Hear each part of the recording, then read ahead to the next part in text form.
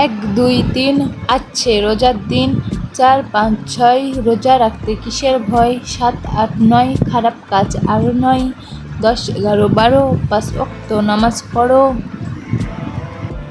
আসলে এখানে সংখ্যার সাথে বাক্য দিয়ে বোঝানো হয়েছে পবিত্র রমজান মাসে রোজা রেখে 5 ওয়াক্ত নামাজ পড়ে খারাপ কাজ ছেড়ে দিয়ে আল্লাহর কাছে মাফ চেয়ে নিষ্পাপ হওয়া যায়।